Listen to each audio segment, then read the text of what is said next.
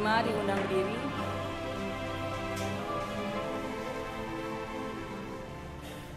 Kita akan menyanyikan nyanyian prosesi kita dari NKB 35 bait 1 sampai dengan 3, seluruh alam tak henti.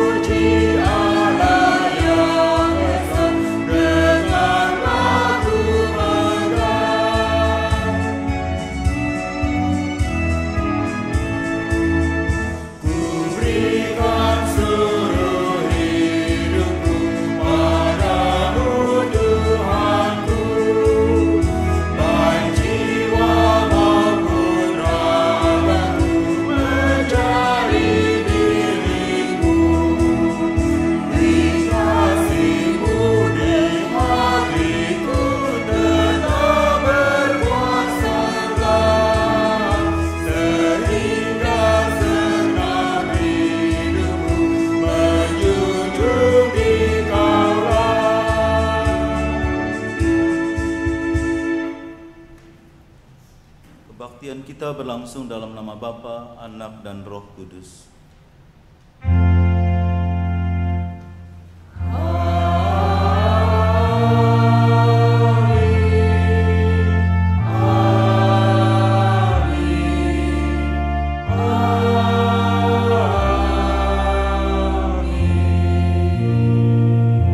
Kasih karunia dan damai sejahtera dari Allah Bapa kita dan dari Tuhan Yesus Kristus menyertai saudara sekalian.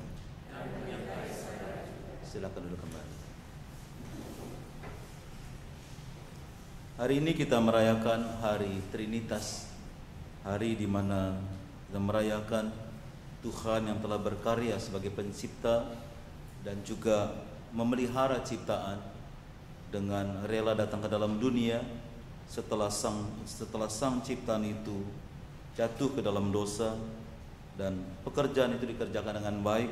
Setelah itu dia naik ke surga dan dia memberikan Roh Kudus yang tinggal dalam hati kita sehingga kita bisa percaya kepadanya, dan tongkat ekstafet tugas panggilan itu harus kita kerjakan di tengah-tengah dunia. Itulah yang akan menjadi pergumulan kita yang kita akan bahas bersama pada hari ini. Kita menyambut dengan PKJ 136, kita dua kali nyanyikan pada bintang nyata karyanya.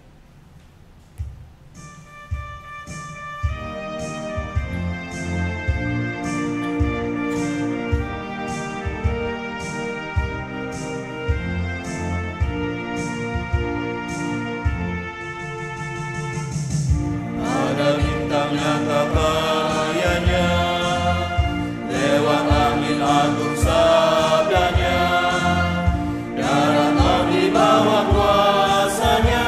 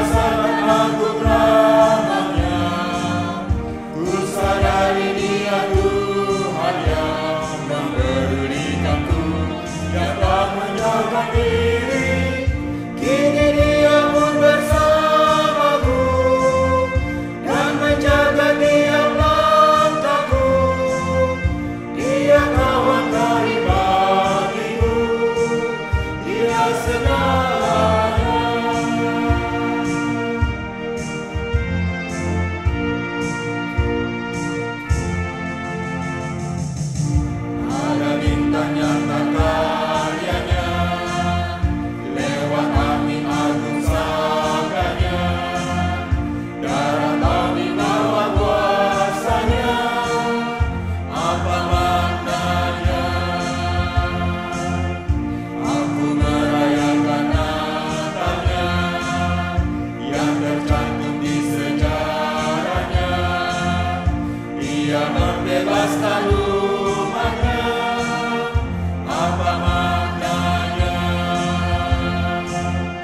Saat aku bertemu Dia, ku rasakan agung rahmatnya, ku sadari Dia Tuhan yang mempedulikanku, yang tak menjauhkan diri. Kini Dia pun bersamaku dan menjaga tiap langkahku. Dia kawan karib bagiku, Dia segalanya.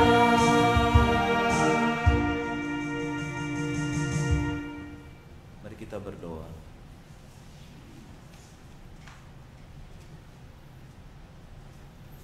Kita menaikkan doa secara pribadi, doa pengakuan dosa kita untuk segala dosa dan pelanggaran kita yang tidak berjalan sesuai dengan kehendak Tuhan, di mana kita lebih banyak mengikuti keinginan hati kita sendiri dan bukan mengikuti kehendak Tuhan. Kita tahu itu tidak boleh, tetapi kita lakukan, dan biarlah kita secara pribadi menyerahkan diri kita dalam doa pribadi kita.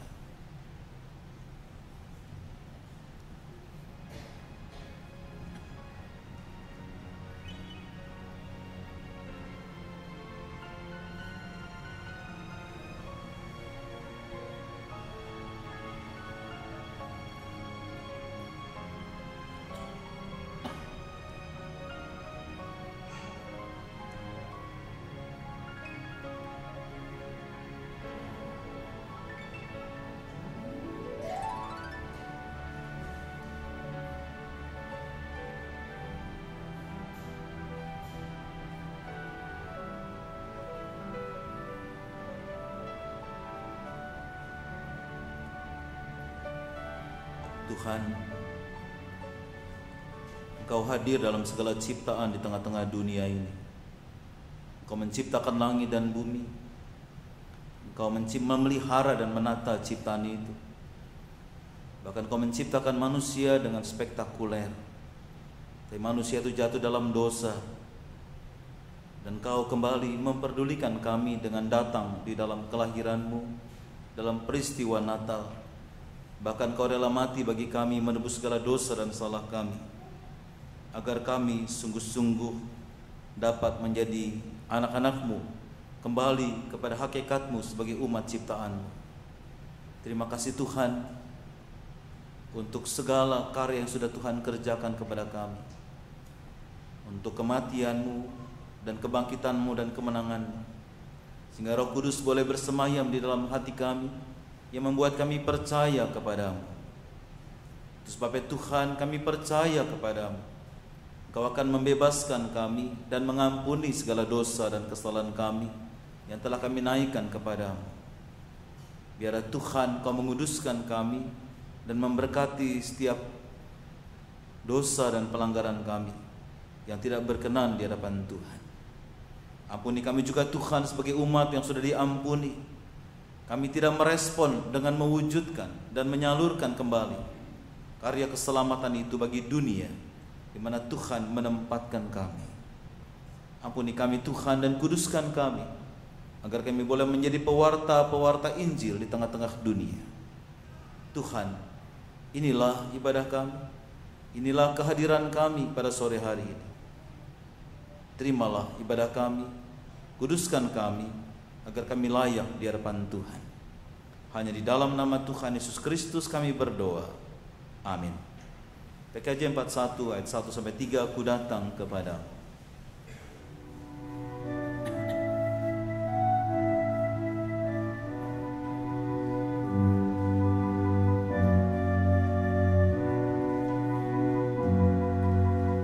Ku datang kepadamu.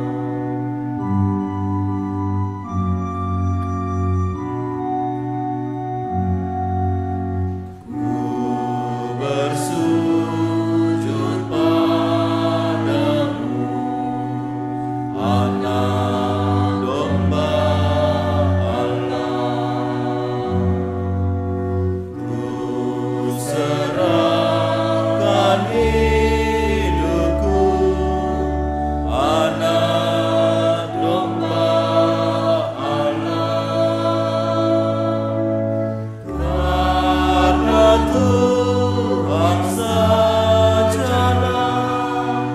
yang menyelamatkan. Ini kehidupanku, anak domba Allah. Diundang bangkit berdiri. Mazmur pasal 133. Sungguh alangkah baiknya dan indahnya apabila saudara-saudara diam bersama dengan rukun, seperti minyak yang baik di atas kepala meleleh ke janggut, yang meleleh ke janggut Harun dan ke leher jubahnya, seperti embun gunung Hermon yang turun ke atas gunung-gunung Sion. Sebab kesanalah Tuhan memerintahkan berkat kehidupan untuk selama-lamanya. Berita anugerah mengajarkan kita bahwa kehidupan sebagai orang percaya diajak membangun kehidupan yang sehati sepikir, membangun kerukunan agar di sana tercipta berkat Tuhan, dan berkat Tuhan dikirimkan di tengah-tengah kehidupan kita. Demikianlah berita anugerah dari Tuhan. Kita memberikan salam damai.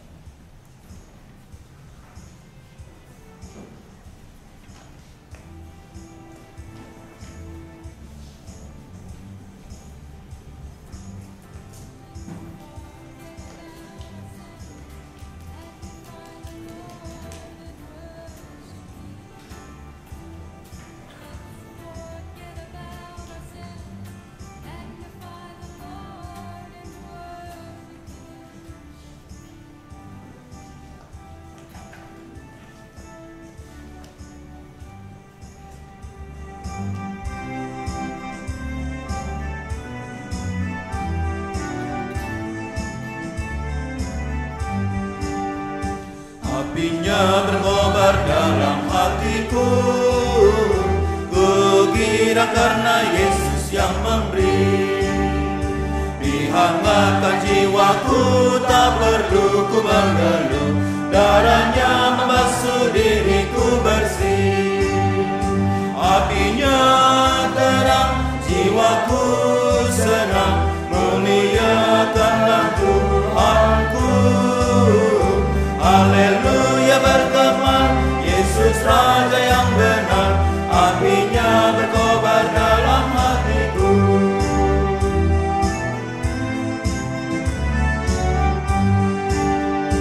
Apinya berkobar dalam hatiku, gembira hatiku selamanya. Ku bersaksi berseru, Yesus Juru Selamatku, karena ku berpegang pada janjinya. Apinya terang, jiwaku senang, muliakanlah Tuhanku. Haleluya bergema, Yesus Raja yang benar, apinya berkobar dalam hatiku.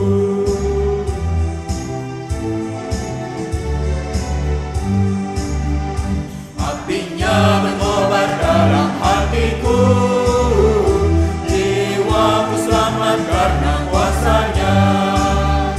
Nyala kasih dalamku mengalahkan seteru, Roh memimpin hidupku seluruhnya.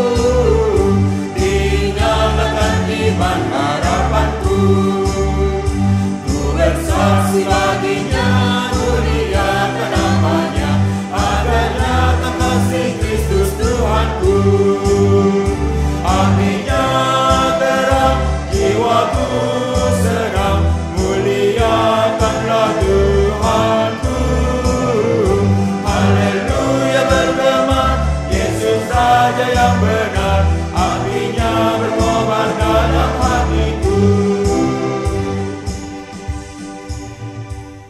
Silakan duduk kembali. Mari kita berdoa.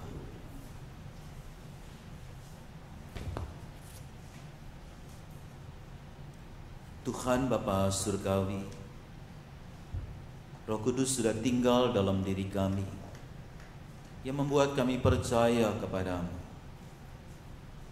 Seringkali Roh Kudus itu tidak menyala dan tidak berkobar. Kami ingin Tuhan, api Roh Kudus itu berkobar dan menyala di dalam hidup kami, membara sehingga membuat kami dapat mewujudkan apa yang Tuhan kehendaki bagi kami, untuk memuliakan Tuhan dan menjadi saksi-Mu melalui kehidupan kami di tengah-tengah dunia, agar kami dapat melanjutkan tongkat estafet yang Tuhan berikan kepada kami. Karena masa kini adalah masa di mana kami harus melakukan apa yang Tuhan kehendaki. Masa sebelum kau naik ke surga adalah masa di mana engkau melakukan bagi manusia. Saat inilah masa di mana kami sebagai manusia yang diselamatkan melakukan tugas panggilan yang Tuhan telah kerjakan. Tuhan menolong kami ketika kami akan membaca Alkitab dan merenungkannya. Biarlah apa yang kami baca dan kami dengar, kami renungkan, boleh menjadi pedoman bagi kami, bahkan memacu kami untuk terus mengobarkan, menyalakan api Roh Kudus dalam hati kami dengan mewujudkan tanda-tanda kerajaan surga. Berfirmanlah Tuhan kepada kami sedia mendengarkan firman. Hanya dalam nama Tuhan Yesus kami berdoa. Amin.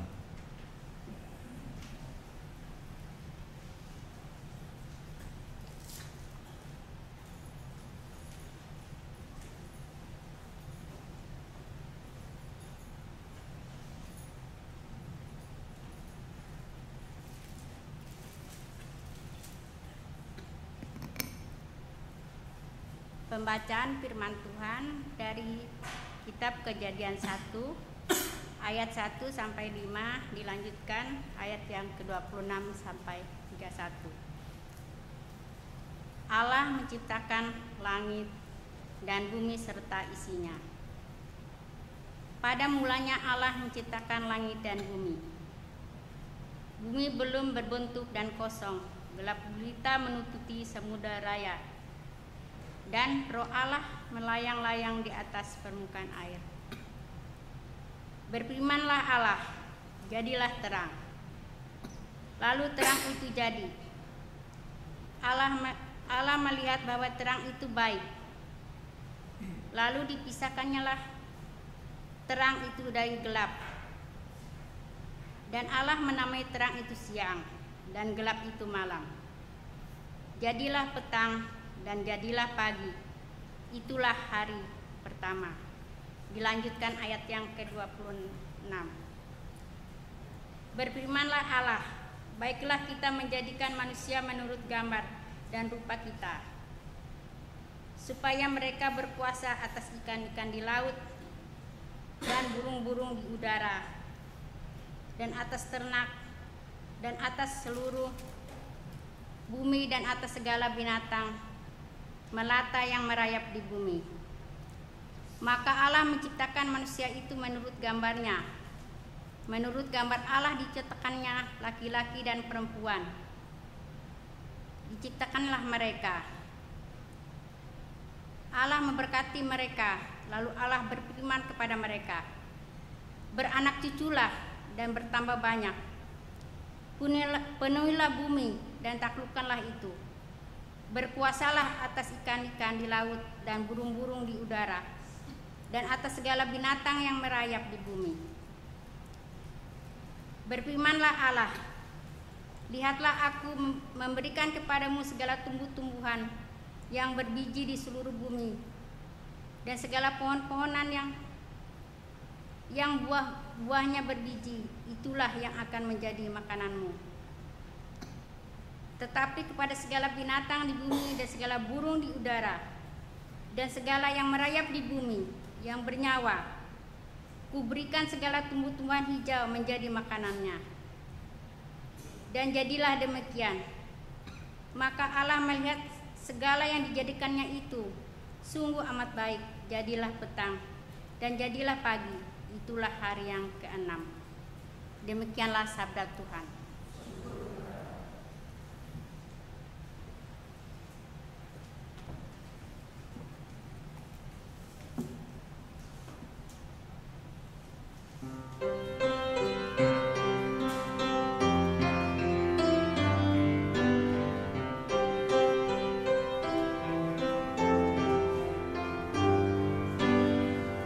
Ya Tuhan kami, betapa mulia di seluruh bumi nama-Mu besar, keagungan-Mu mengatasi langit, dinyanyikan umat-Mu. Ya Tuhan kami, betapa mulia di seluruh bumi nama-Mu besar, keagungan-Mu mengatasi langit, dinyanyikan umat-Mu. Dari mulut bayi-bayi dan anak-anak yang menyusu, Kau letakkan kekuatan, membungkam mulut musuh dan pendendam. Ya Tuhan kami, betapa mulia di seluruh bumi nama-Mu besar, keagungan-Mu mengatasi langit, dinyanyikan umat-Mu. Jika kulihat langit-Mu, bulan dan bintang Kau tempatkan, siapakah manusia? Kau mengingatnya dan mengindahkannya. Ya Tuhan kami, betapa mulia di seluruh bumi nama-Mu besar, keagungan-Mu mengatasi langit, dinyanyikan umat-Mu. Kau telah membuat dia hampir serupa dengan Allah. Kau memahkotai dia dengan kemuliaan juga hormat. Ya Tuhan kami, betapa mulia di seluruh bumi nama-Mu besar, keagungan-Mu mengatasi langit, dinyanyikan umat-Mu. Kau membuatnya berkuasa di atas buatan tangan-Mu. Segalanya Kau letakkan, tetap berada di bawah kakinya. Ya Tuhan kami, betapa mulia di seluruh bumi nama-Mu besar, keagungan-Mu mengatasi nyanyikan umat-Mu. Kambing, domba, lembu, sapi, binatang-binatang di padang, burung-burung di udara, dan ikan-ikan melintasi laut. Ya Tuhan kami, betapa mulia di seluruh bumi nama-Mu besar. Keagungan-Mu mengatasi langit, dinyanyikan umat-Mu.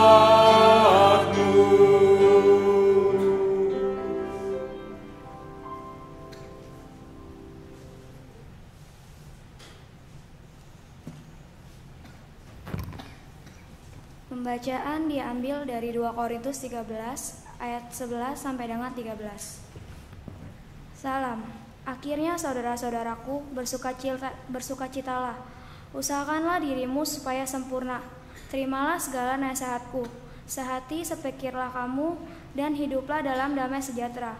Maka Allah, sumber kasih dan damai sejahtera akan menyertai kamu. Berikanlah salam seorang kepada yang lain dengan cium yang kudus. Salam dari semua orang yang kudus kepada kamu.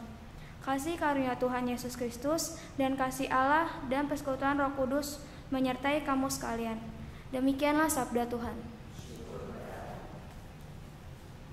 Bacaan diambil dari Injil Matius pasal 28 ayat 16 sampai ayat 20.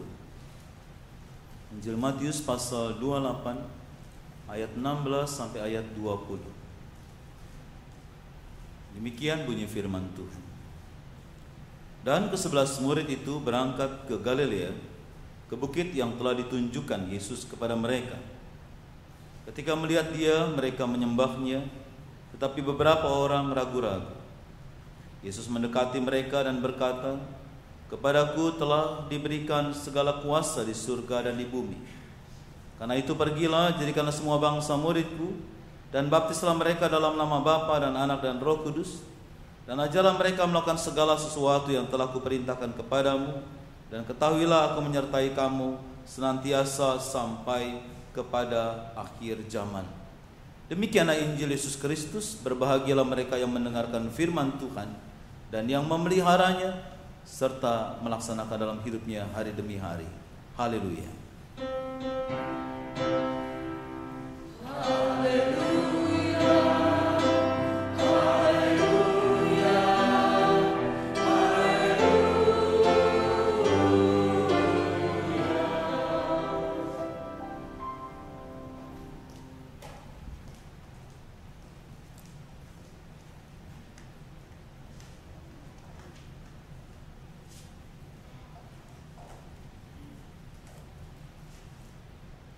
Saudara-saudara, ada satu kalimat yang seringkali diucapkan,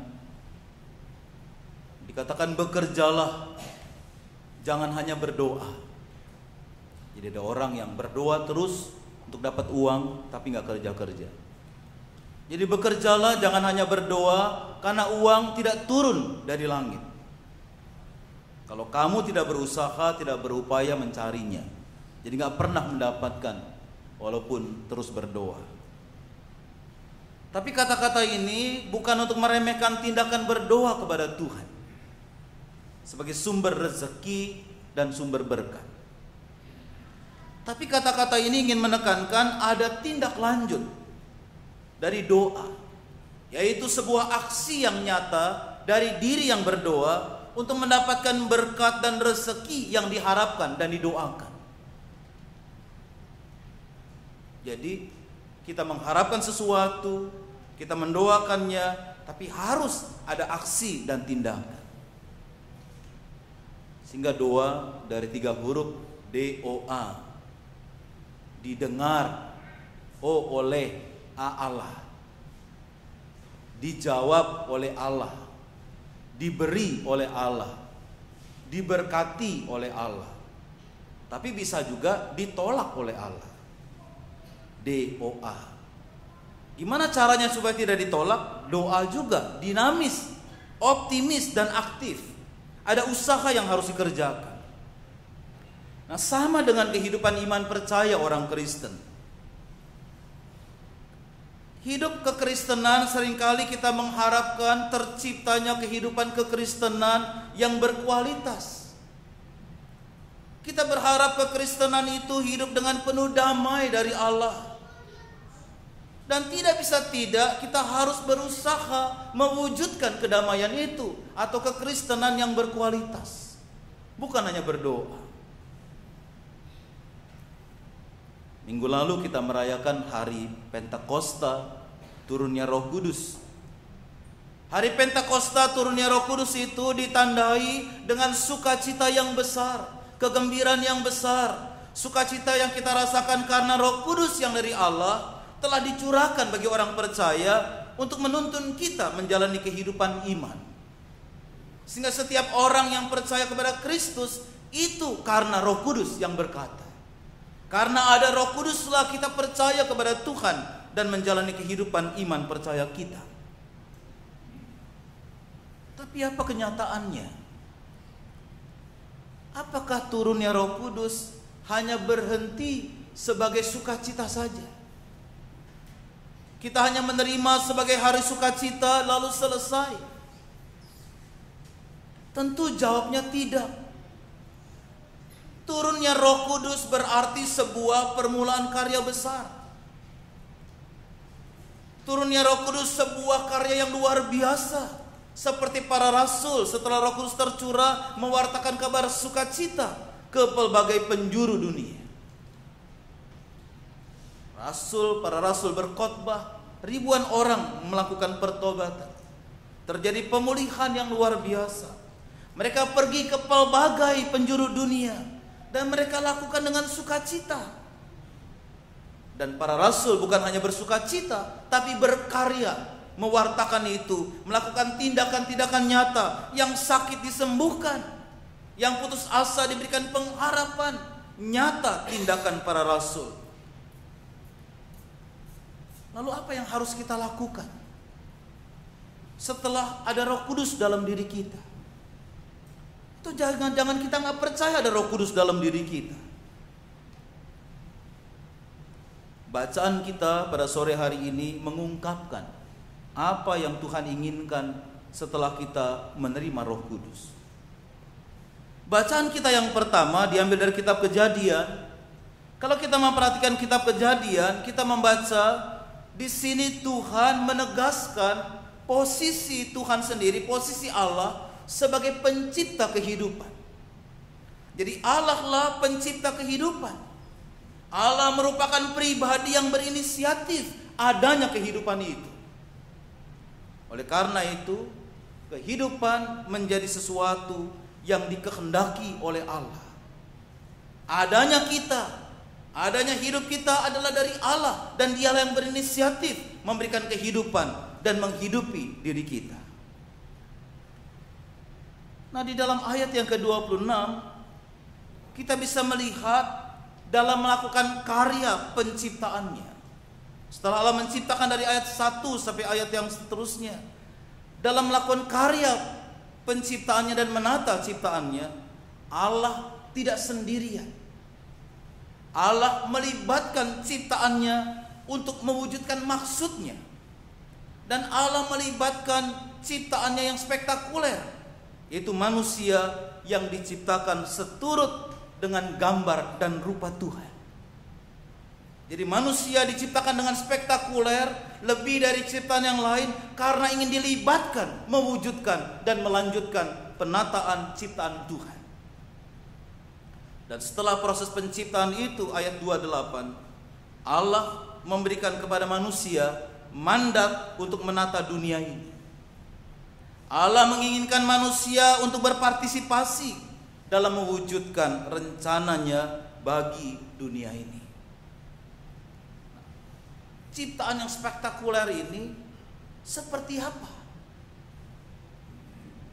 Seperti apa ciptaan yang segambar dan serupa Allah, sehingga dilibatkan untuk menata dunia. sehingga kita diberikan kehidupan yang lebih daripada yang lain. Siapa manusia yang dijadikan Tuhan itu? Yang Tuhan inginkan mewujudkan rencana Tuhan bagi dunia ini. Mazmur pasal 8 menggambarkan itu. Siapa kita sebenarnya? Mazmur 8 bicara soal kemuliaan Allah. Kemuliaan Allah yang terpancar dari segala sesuatu yang diciptakan di alam semesta ini. Dikatakan betapa mulianya ayat 2, betapa mulianya namamu di seluruh bumi. Keagunganmu yang mengatasi langit dinyanyikan. Mulut-mulut bayi, semua ciptaan itu sungguh-sungguh memancarkan kemuliaan Tuhan. Dan kemuliaan Allah itu semakin nyata terlihat ketika manusia melihat dirinya sendiri. Ketika Raja Daud melihat dirinya sendiri, ternyata dia adalah manusia yang sangat mulia, manusia yang sangat agung diciptakan Tuhan. Apa yang dikatakan oleh Raja Daud ketika dia melihat dirinya? Dia katakan pada hakikatnya aku tidak berarti di hadapan Tuhan. Pada hakikatnya manusia itu manusia yang lembek, makhluk yang hina dikatakan. Tapi karena kehendak Tuhan menjadi makhluk mulia. Kenapa mulia? Karena diberikan mahkota kehormatan, diberikan kemuliaan. Bukan kemuliaan dan kehormatan yang setengah-setengah, tapi kemuliaan kehormatan yang sama dengan Sang Bapa, sama dengan Tuhan. Diberikan mahkota kehormatan dan kemuliaan yang sama dengan kemuliaan Allah, dan ditandai dengan kekuasaan yang dimiliki manusia untuk menata dunia ini. Kita lihat ayat 5 sampai ayat 7. Apakah manusia sehingga engkau mengingatnya? Apakah anak manusia sehingga engkau mengindahkannya? Namun engkau telah membuatnya hampir sama seperti Allah. Hampir sama dengan seperti Allah. Dan telah memahkotainya dengan kemuliaan dan hormat. Engkau membuat dia berkuasa atas buatan tanganmu. Segala-galanya telah kau letakkan di bawah kakinya. Kata berkuasa di dalam ayat yang ke-7 dipakai kata tamsilehu, artinya berkuasa dalam arti mengatur dan menata. Berarti kita diberikan kemuliaan dan kehormatan oleh Tuhan yang sama dengan Tuhan untuk mengatur dan menata dunia ini melalui kemuliaan Allah yang terpancar dalam diri kita. Jadi pemazmur mengajak umat untuk mewujudkan kemuliaan Allah melalui aksi nyata, melalui tindakan menata dunia ini, mengatur dunia ini, sehingga terwujud kemuliaan Allah di seluruh bumi melalui sikap, tindakan, perbuatan umat yang sudah diberikan kuasa itu. Ayat 2a dan ayat yang ke-10. Pertanyaannya, bagaimana caranya kita bisa menampilkan citra Allah itu? Kita bisa memuliakan, terus memelihara kemuliaan dan kehormatan yang melekat pada diri kita. Yang pertama, kita melihat bacaan yang ketiga, kitab 2 Korintus pasal yang ke-11, pasal yang ke-13 ayat 11 sampai 13. Apa yang diinginkan Paulus? Paulus mengajak jemaat untuk mewujudkan kehidupan yang penuh kasih, damai sejahtera karena Allah sumber sejahtera.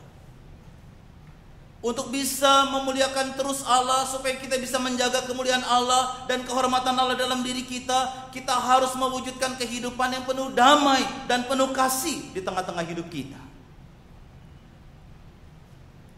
Caranya adalah yang pertama ayat yang ke-11. Akhirnya saudara-saudaraku, bersukacitalah, usahakanlah dirimu supaya sempurna. Cara kita mempertahankan dan memancarkan kemuliaan Tuhan dan kehormatan yang sudah melekat dalam diri kita, kita harus terus-menerus mengusahakan supaya diri kita menjadi sempurna.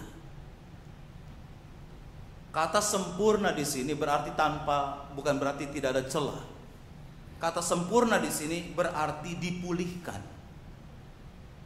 Berarti setiap saat kita akan semakin memancarkan kemuliaan dan kehormatan Tuhan setelah diri kita terus-menerus dipulihkan dari kehidupan-kehidupan yang tidak baik. Berarti setiap hari semakin lebih baik hidup kita.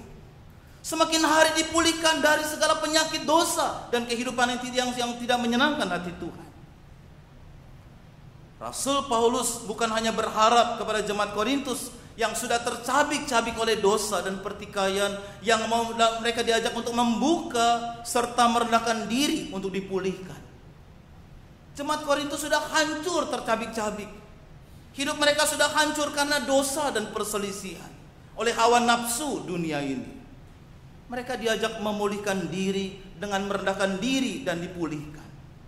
Dan terus secara aktif mengambil tindakan memulihkan diri mereka sendiri. Beberapa bulan ini saya menangani seorang bapak. Anaknya semua di daerah Tangerang dan bapak ini di Cirebon.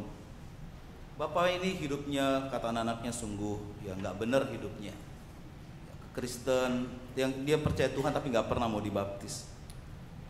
Suatu ketika dia jalan-jalan ke rumah anaknya, dan suatu ketika anak dia, bapak ini, jatuh dan terjadi pendarahan di kepala dan dioperasi, dan bapak ini menjadi lumpuh. Jadi hanya tidur di ranjang dengan digift lehernya, dan hanya di ranjang saja.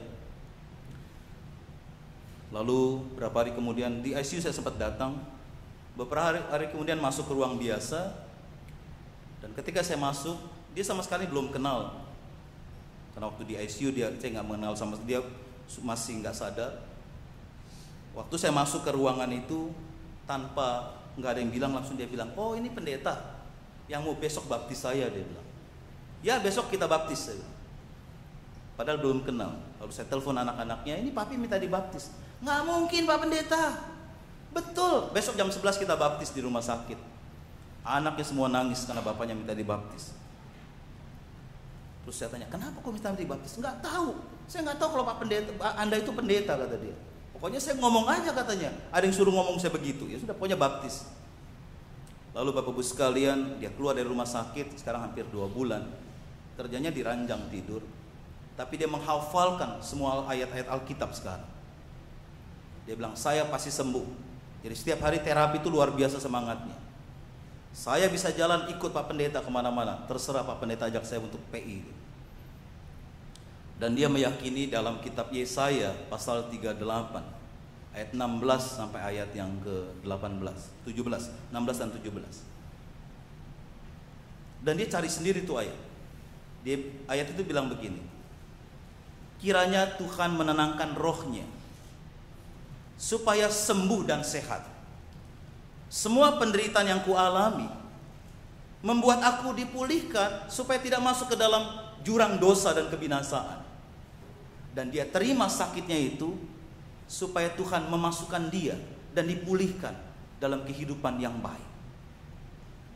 Rasul Paulus, Bapak Ibu sekalian, berharap jemaat di Korintus itu dapat sehati sepikir, memulihkan dirinya, mengesampingkan segala perbedaan dalam rangka fokus mencari kedamaian. Berarti tidak mengabaikan konflik yang ada, tetapi memprioritaskan hidup damai sedemikian rupa sehingga tidak memusingkan masalah-masalah kecil, dan sekaligus belajar mengampuni serta berbesar hati. Dalam masalah-masalah prinsip, mari kita selesaikan dengan kepala dingin dan hati yang penuh kasih. Sedangkan masalah-masalah yang tidak prinsip, marilah kita belajar saling menghargai. Hanya dalam hidup damai itulah kita dapat disebut memiliki persekutuan dengan saudara seiman. Seperti Mazmur 133, maka kesanalah Tuhan memberikan berkat-Nya. Yang kedua, dari ayat 2 Korintus, selain kita berusaha menjadi sempurna, dipulihkan terus-menerus hidup kita, ayat 13 dengan diberikan, mengakhiri tulisannya dengan berkat. Berarti hidup kita sebagai orang Kristen pun harus menjadi saluran berkat bagi orang lain dan sesama kita. Berkat memang dari Allah, tugas kita menjadi saluran dari berkat Allah kepada siapa saja. Itu berarti setiap manusia yang bertemu dengan kita, mereka akan dipertemukan dengan berkat Allah yang telah disediakan bagi setiap orang yang percaya kepadanya. Jadi setiap orang bertemu dengan kita mendapatkan berkat, karena kita sudah dipulihkan dalam seluruh hidup kita.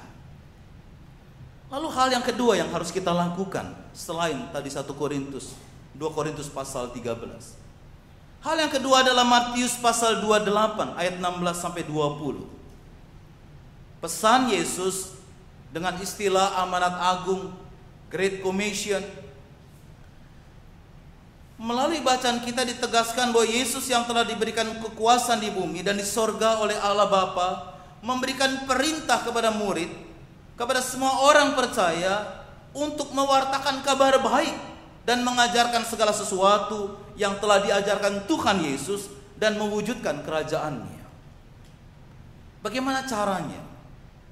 Pergilah, jadikanlah semua bangsa muridku, dan baptislah mereka dalam nama Bapa, Anak dan Roh Kudus, dan ajarlah mereka melakukan segala sesuatu yang telah kuperintahkan kepadamu. Caranya mempertahankan kemuliaan, mewartakan kemuliaan, mewartakan kehormatan, melanjutkan tugas Tuhan adalah pergi. Apa artinya pergi?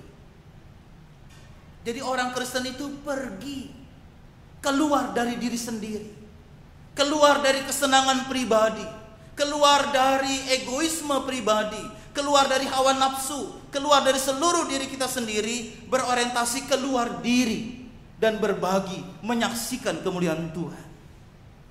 Menjadi orang Kristen pergi, dinamis dan aktif, sehingga menjadi gereja yang mewartakan kasih Kristus. Berarti keluar, tidak ngurusin tetek bengek urusan gereja, bahkan semakin meningkatkan konflik. Misi gereja orang percaya adalah pergi, bukan ke dalam, bukan memikirkan diri sendiri.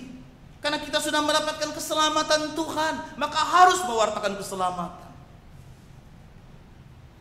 Jadi karena semua bangsa muridku, Tuhan Yesus itu tidak rasialis, tidak diskriminatif.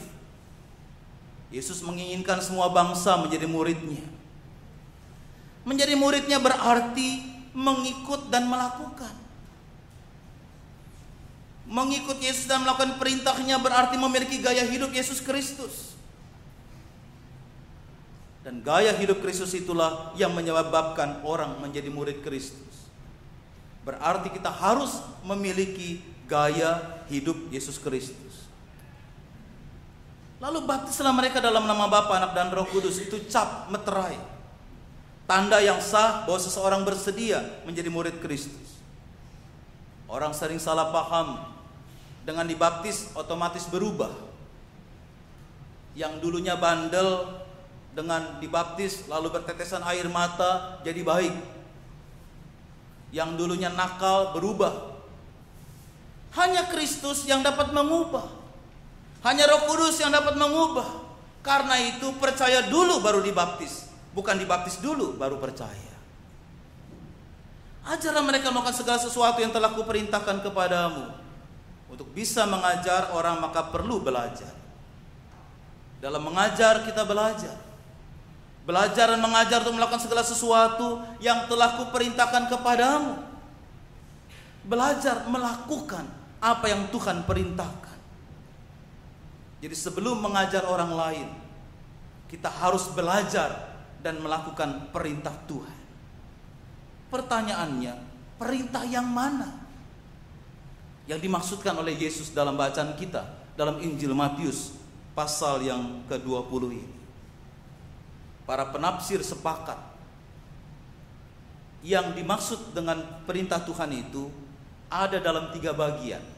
Yang pertama Matius pasal 5 sampai Matius pasal 7, khotbah di bukit. Jadi Yesus mengakhiri seluruh pengajarannya dalam Injil Matius supaya umat Tuhan melakukan perintah-perintahnya. Yang pertama Matius 5 sampai Matius pasal 7. Matius pasal 5 ayat 1 sampai 12 ada 9 ucapan bahagia atau 9 macam karakter orang Kristen yang dianggap sebagai keseluruhan khotbah di bukit.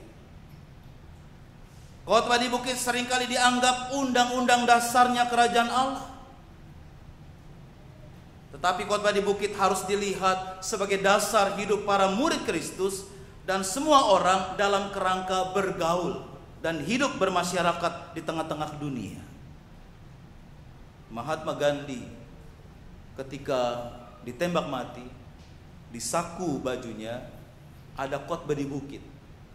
Dia bilang, kalau orang Kristen melakukan khotbah di bukit, seluruh India sekarang Kristen. Tapi sayangnya tidak dilakukan, sehingga mereka malah menjadi batu sandungan bagi orang-orang India. Apa saja komplit khotbah di bukit? Itu aturan yang membuat kita bisa tampil beda di tengah-tengah dunia. Yang kedua, Matius pasal 22 ayat 37 sampai 40. Hukum kasih. Perintah yang paling utama dari Yesus adalah hukum yang pertama yang utama adalah hukum kasih. Yang menekankan kasih kepada Allah sekaligus kasih kepada sesama manusia.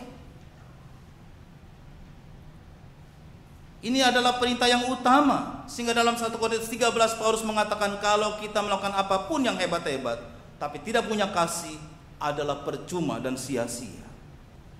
Ini yang harus diingat. Percuma kalau mulut saja yang memberitakan Injil, tapi tidak ada kasih dalam tindakan. Sia-sia kalau hanya mulut saja yang mengatakan puji Tuhan, tapi tindakan dan perbuatannya mencemarkan nama Tuhan.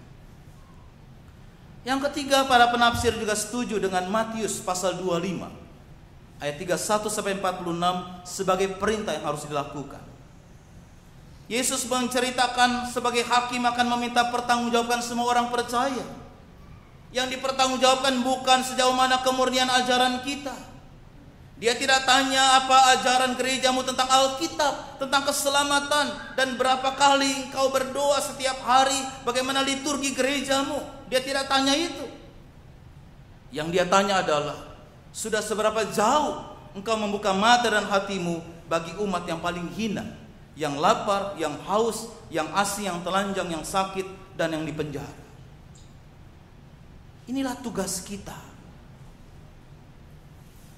Kita menerima tongkat estafet Tuhan untuk membangun kedamaian dan kasih sebagai nilai-nilai kerajaan Allah.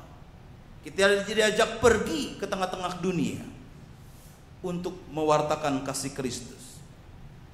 Selamat bertugas. Tidak bisa menolak. Itu tugas yang melekat pada diri kita. Dan kalau kita tidak melakukannya, kita bukan pengikutnya. Amin.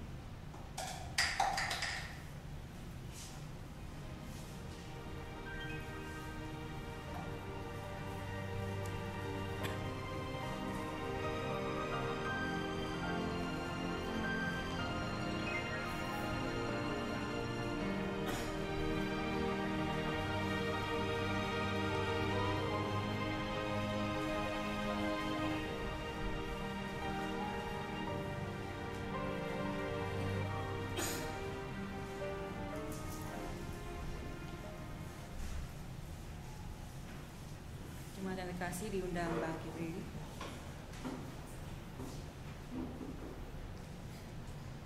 Marilah kita bersama dengan umat Allah di masa lalu, masa kini, dan masa depan mengingat pengakuan pada baptisan kita menurut pengakuan iman rasuli. Aku percaya kepada Allah, Bapa yang Maha Kuasa, Khalik langit dan bumi, dan kepada Yesus Kristus, Anak yang Tuhan Tuhan kita, yang dikandung dari Roh Kudus, lahir dari darah Maria, yang berita sengsara di bawah pemerintahan Pontius Pilatus, salibkan, mati dan dikuburkan, turun dalam kerajaan maut, pada hari yang ketiga bangkit pula dari antara orang mati, naik ke surga di sebelah kanan Allah, Bapa yang Maha Kuasa. Dari sana yang akan datang untuk menghakimi orang yang hidup dan yang mati. Aku percaya pada Roh Kudus, gereja yang kudus dan am, persekutuan orang kudus, pengampunan dosa, kebangkitan orang mati dan hidup yang kekal. Silakan dulu.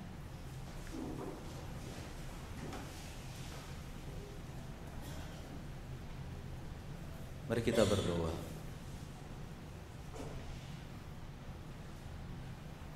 Tuhan, hakikat kami hampir sama dengan Tuhan. Kau memberikan kepada kami kehormatan, mahkota kehormatan, kemuliaan, dan kuasa untuk menata dan mengatur dunia ini. Terima kasih Tuhan, kalau kami ini mulia, terhormat, dan diberikan kuasa oleh Tuhan. Tuhan, tolong kami, agar kami dengan kuasa Roh Kudus-Mu terus mempertahankan kehormatan kami, kemuliaan kami, kuasa mengatur dan menata itu dengan penuh tanggung jawab, sehingga kami boleh mewartakan Tuhan melalui tindakan dan perbuatan kami yang sungguh-sungguh berkenan di hadapan Tuhan. Ajarlah kami Tuhan membangun kasih dan kedamaian. Ajar kami pergi dari diri kami, keluar dari segala kesenangan kami dan hawa nafsu kami, untuk melakukan dan memiliki gaya hidup Kristus, dan mewartakan kasih Kristus bagi dunia ini, sehingga kemuliaan dan kehormatan itu terus terpancar dalam hidup kami, dan semua orang yang bertemu dengan kami merasakan sukacita Injil itu, sehingga mereka boleh mengalami perjumpaan dengan Tuhan melalui kehidupan kami, sikap kami, tindakan, dan seluruh yang melekat pada diri kami. Tuhan, tolong bantu kami, biar api Roh Kudus terus berkobar dalam diri kami, melakukan apa yang menjadi tugas dan tanggung jawab kami. Kami bersyukur untuk bangsa dan negara kami. Berkati pimpinan bangsa kami, agar mereka lebih mementingkan rakyat ketimbang mementingkan diri mereka sendiri. Kami berdoa bagi pesta demokrasi pemilihan presiden. Tuhan menolong agar semuanya boleh berjalan dengan baik, masing-masing dapat saling menghargai, dan kelak kami boleh memiliki pemimpin yang penuh tanggung jawab, dan Tuhan tidak tinggal diam dan berkarya dalam proses pemilihan itu. Kami juga bersyukur untuk gereja. Berkati gerejamu dalam tugas dan panggilannya, agar gerejamu juga terus menjaga, memelihara kehormatan, kemuliaan, dan juga kuasa yang sudah diberikan untuk mengatur dan menata dunia yang Tuhan percayakan kepada kami, khususnya kepada gereja Tuhan, sehingga gereja Tuhan juga boleh berbagi kepada kehidupan di tengah-tengah dunia, boleh membangun nilai-nilai kerajaan Allah, dan memiliki kasih bukan hanya kepada Tuhan dan kepada tetapi juga kepada dunia ini. Tuhan, kami bersyukur untuk berkat Tuhan, pekerjaan, usaha, nafkah dan rezeki. Biar Tuhan apa yang kami boleh miliki boleh juga menjadi sarana kami memuliakan Tuhan dan menjaga kehormatan Tuhan, dan terus berjuang semakin hari semakin dipulihkan dalam kehidupan kami. Tuhan Bapa Surgawi, sebentar kami akan pulang ke rumah kami masing-masing, kembali ke dalam segala tugas dan tanggung jawab kami. Biar kasih dan penyertaan-Mu terus menyertai dan memimpin kami dalam seluruh sikap, tindakan, dan perbuatan kami. Hanya di dalam nama Tuhan Yesus Kristus yang mengajar kami doa Bapa kami alaskan doa kami. Bapa kami yang di surga, dikuduskanlah nama-Mu, datanglah kerajaan-Mu, jadilah kehendak-Mu di bumi seperti di surga. Berikanlah kami pada hari ini makanan kami yang secukupnya, dan ampunilah kami akan kesalahan kami, seperti kami juga mengampuni orang yang bersalah kepada kami. Dan janganlah membawa kami ke dalam pencobaan, tapi lepaskanlah kami daripada yang jahat. Karena Engkau yang punya kerajaan dan kuasa dan kemuliaan sampai selama-lamanya. Amin.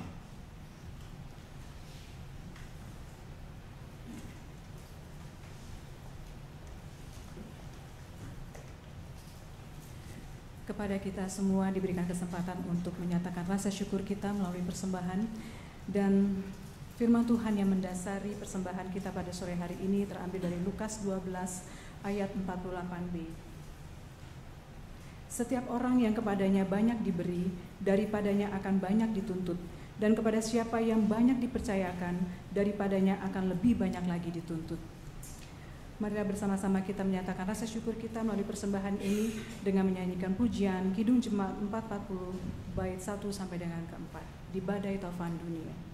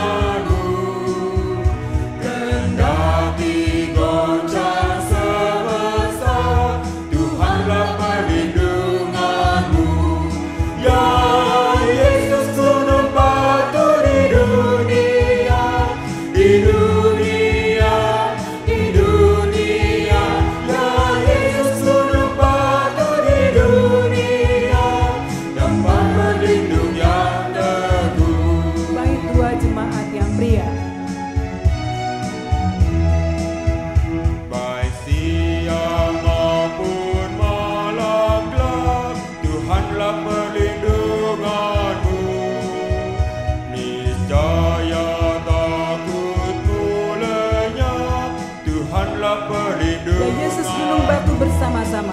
Ya Yesus gunung batu di dunia, di dunia, di dunia. Ya Yesus gunung batu di dunia, tempat berlindung yang teguh. Bait 3 jemaat yang wanita.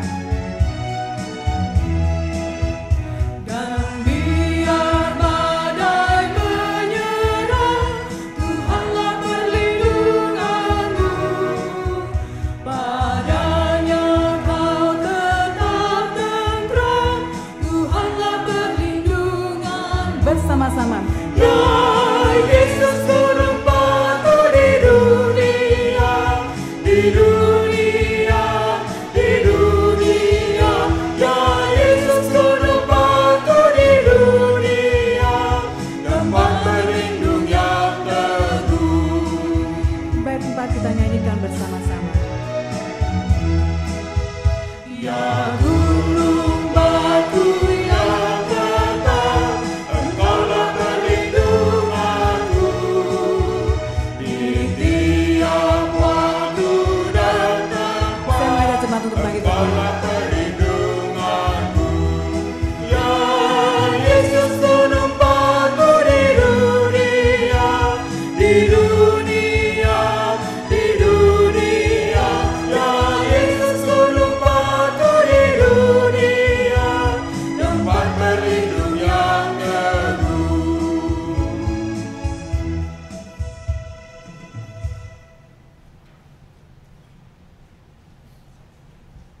Mari kita berdoa.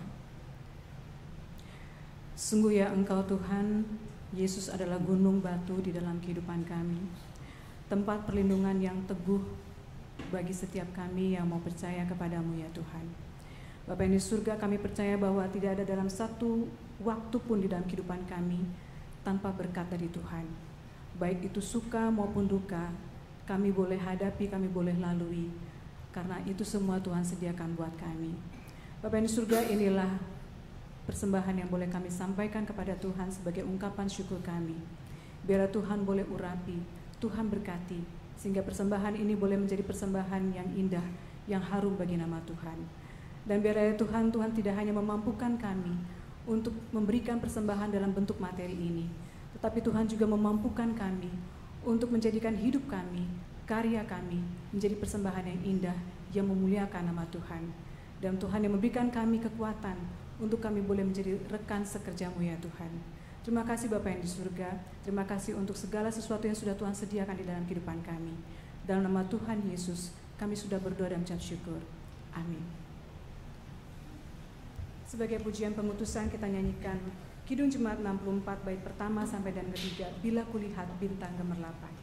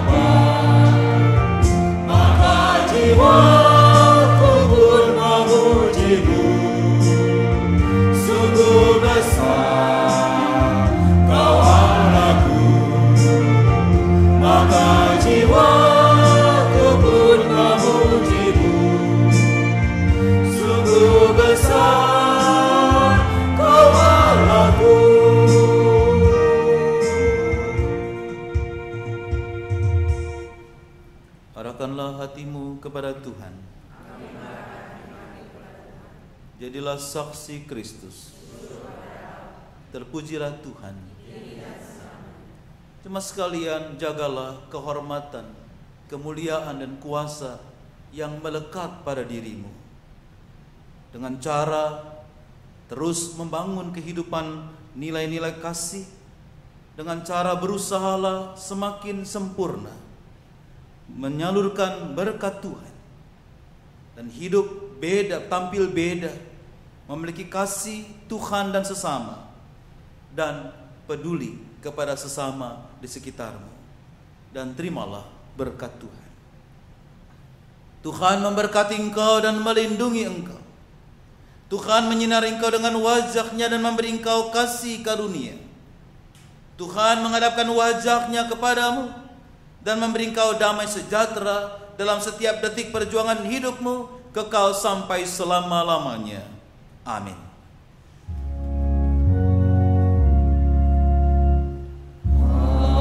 Haleluya.